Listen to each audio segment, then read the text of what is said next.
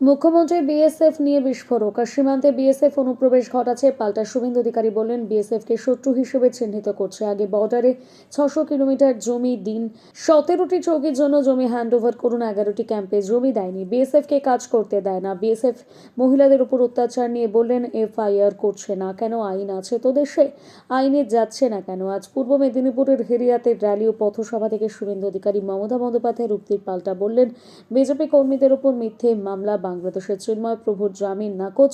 এইসবের প্রতিবাদে র্যালি ও পথসভা। প্রায় 5,000 বিজেপি কর্মী, নেতাদের সমর্থকদের পথসভা ও র্যালি ছিল। চাপ সৃষ্টি করা রাজ্য সরকারের পক্ষে সম্ভব নয়। কেন্দ্রীয় সরকারের কোনো সদর্থক ভূমিকা তারা দেখতে পাচ্ছেন যে কেন্দ্রীয় সরকার তাহলে কি করছে? কেন্দ্রীয় সরকার কি করছে?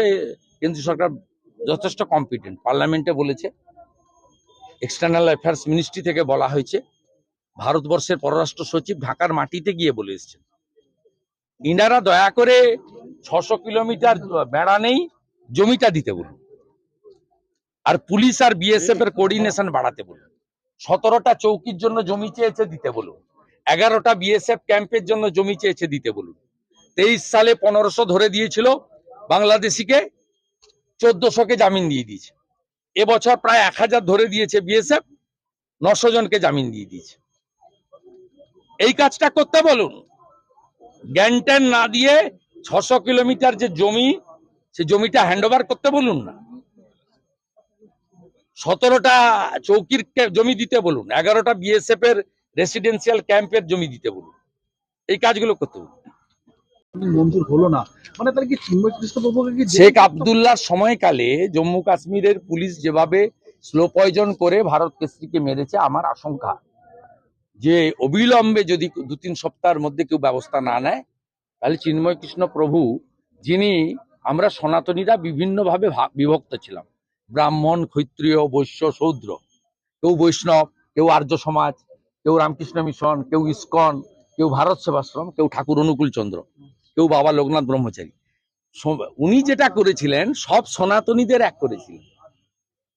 সনাতনীদের যত ভাগ ছিল সবাইকে ঐক্যবদ্ধ করেছিলেন।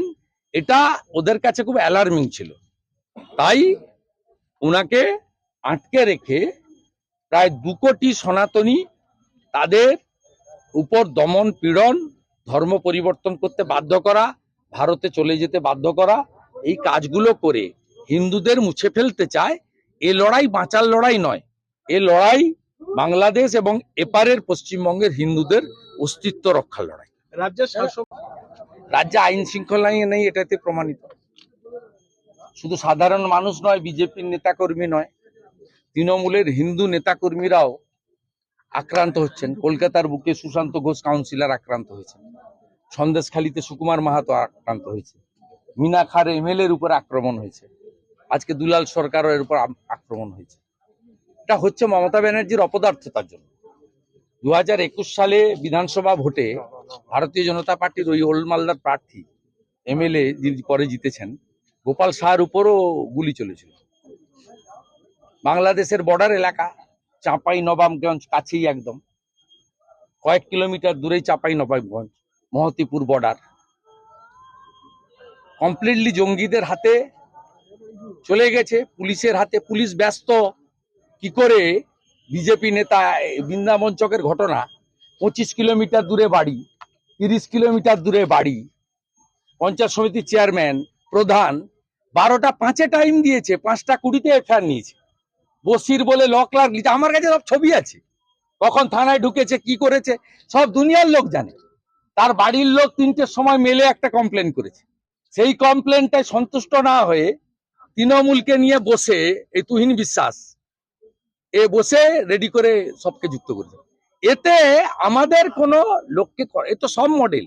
পুলিশের কাজ তৃণমূলকে স্যাটিসফাইড করো, পয়সা তুলো, আর যত রকম নোংরা কাজ আছে করো।